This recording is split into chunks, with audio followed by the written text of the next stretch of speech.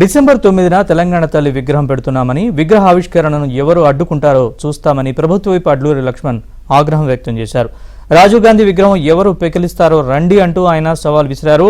అంబేద్కర్ గురించి మాట్లాడే నైతిక హక్కు బీఆర్ఎస్ కు నేతలకు లేదంటున్న అడ్లూరి లక్ష్మణ్తో మా ప్రతినిధి సిద్ధార్థ ఫేస్ టు ఫేస్.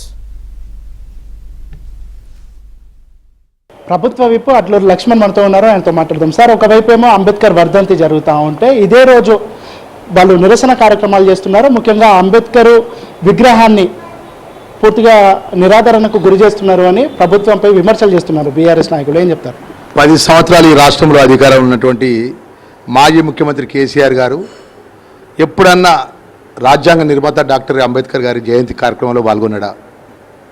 ఈ రాష్ట్రంలో పేదవాళ్ళకు సంబంధించిన దళితుల విషయంలో పట సుమారు 2000 ఎకరాల యొక్క లిడిక్యా భూములు గుంజుకున్నాడు. దళితుల్ని ముఖ్యమంత్రి చేస్తానని ఆయనే ప్రకటించిండు. ఆయన దళితుల ముఖ్యమంత్రి విషయంలో పట అంత ఆశపరులం ఏం కాదు. కానీ పేదవాళ్ళకు సంబంధించిన ఏ ఊర్లను దళితులకు సంబంధించిన పేదవాళ్లకు డబుల్ బెడ్రూమ్ ఇల్లు కట్టించిండా?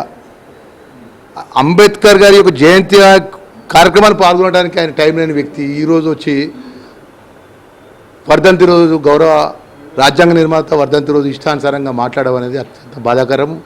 ఏదైనా కూడా రాజకీయం చేయడం తప్ప వాళ్ళకి వేరే ఆలోచన లేదు బీఆర్ఎస్ నాయకులు.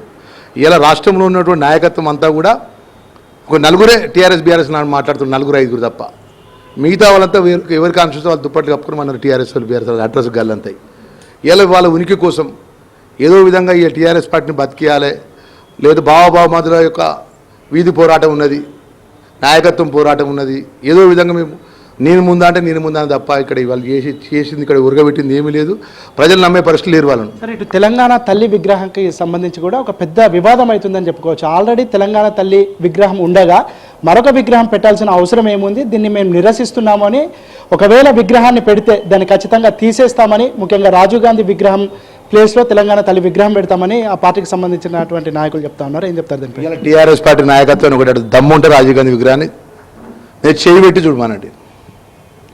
వాళ్ళ అధికారంలోకి వచ్చే ప్రసక్తే లేదండి. వాళ్ళు ఎక్కడ అధికారంలోకి వస్తారు? వాళ్ళు చేసి 10 సంవత్సరాలు ఈ రాష్ట్ర తెలంగాణ ప్రజలు అవకాశం ఇస్తే పేదవాళ్ళకు సంబంధించిన ఏ సంక్షేమ కార్యక్రమాలు కానీ వాళ్ళు ఇచ్చిన మాట కానీ ఏదో అమలు చేయకుండా ఓన్లీ కమిషన్లకు కకృతిపడి ప్రాజెక్టులు కట్టుకొని ప్రాజెక్టుల మీద కమిషన్లు తప్ప పేదవాళ్ళు చేసింది ఏమీ లేదండి.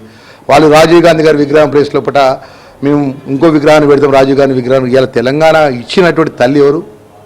సోనియా గాంధీ అని చెప్పి అసెంబ్లీ సాక్షిగా తెలంగాణ దేవతను వర్ణించి మాట్లాడింది ఈ కేసీఆరే.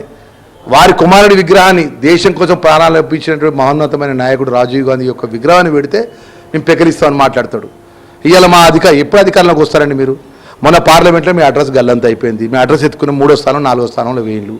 ఇలా పొద్దుగాలు లేచి వీధి డ్రామా యాక్టర్లు లేక పొద్దుగాలు లేవగానే సోషల్ మీడియా ముందు మాట్లాడడం, టీవీలో కూడా మాట్లాడడం కాదండి. ఇలా రాజ్యాంగ నిర్మాత అంబేద్కర్ గారి యొక్క వర్ధంతి కార్యక్రమాన్ని పాల్గొనేటువంటి ఇంగిత జ్ఞానం కూడా మీకు లేదు. మీ నాయకుడు మీరు ఆ ప్రభుత్వం ఉన్న రోజు జయంతి కార్యక్రమం ఎన్నో పాల్గొనలే, పేదవాళ్ళ సమస్యలు ఎన్నో కూడా మీరు మేలు చేయాలి. మీరు ఇటు బీజేపీ రేపు ఒక బహిరంగ సభకు ప్లాన్ చేస్తూ ఉంది. 6 అబద్ధాలు 66 మోసాలు అని వాళ్ళ జాతీయ అధ్యక్షుడు నడ్డా ఇక్కడికి వస్తున్నారు. రేపు హైదరాబాద్లో ఒక బహిరంగ సభను ప్లాన్ చేస్తున్నారు. ప్రభుత్వ వైఫల్యాలన్నింటినీ ప్రజలకు వివరిస్తామని బీజేపీ నాయకులు చెప్తా ఉన్నారు. ఇప్పుడు 6 అబద్ధాలు అని ఇంకేదో మాట్లాడే ముందు 2014 నుంచి దేశంలో భారతీయ జనతా పార్టీ అధికారంలో ఉన్నది. కేంద్రంలో పేదవాళ్ళకు సంబంధించిన వాళ్ళు కానీ, అట్టడుగు వర్గాలు కానీ, నిరుద్యోగ యువకులకు కానీ ఈ కేంద్ర ప్రభుత్వం ఈ మన రాష్ట్రానికి చేసినట్టు మేలు ఏందో చెప్పమనండి. పలానా మేలు మేము చేసినామని చెప్పమనండి. 2014 నుంచి ఈ రోజు వరకు దేవుడు జై శ్రీరామనో జై హనుమానో దేవుని పేరు పెట్టుకొని ఓట్లాడు తప్ప పేద ప్రజానికి కానీ కేంద్రంలో ఉన్నటువంటి నరేంద్ర మోడీ నేతృత్వం లోపల తెలంగాణ ప్రాంతానికి ఇది మేలు జరిగిందనే విషయాన్ని కూడా చెప్పమనండి.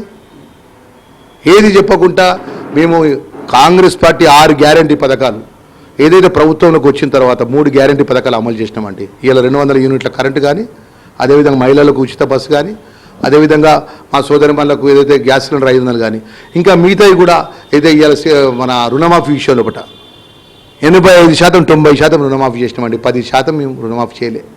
10 సంవత్సరాల అధికారం ఉంటే రైతుల గురించి ఏ రోజు పట్టించుకోలేదు టీఆర్ఎస్ పార్టీ, బీఆర్ఎస్ పార్టీ.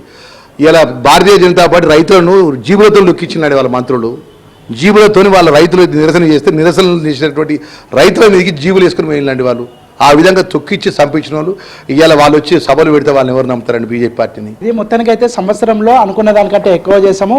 మరొక 4 సంవత్సరాల్లో అద్భుతమైన పాలనను తెలంగాణ ప్రజలు చూస్తారు అని విప్ అడ్లూరి లక్ష్మణ్ చెప్తా ఉన్నారు. వీడియో జర్నలిస్ట్ వెంకట్తో సిద్ధార్థ, ఏబిఎన్ ఆంధ్రజ్యోతి, హైదరాబాద్.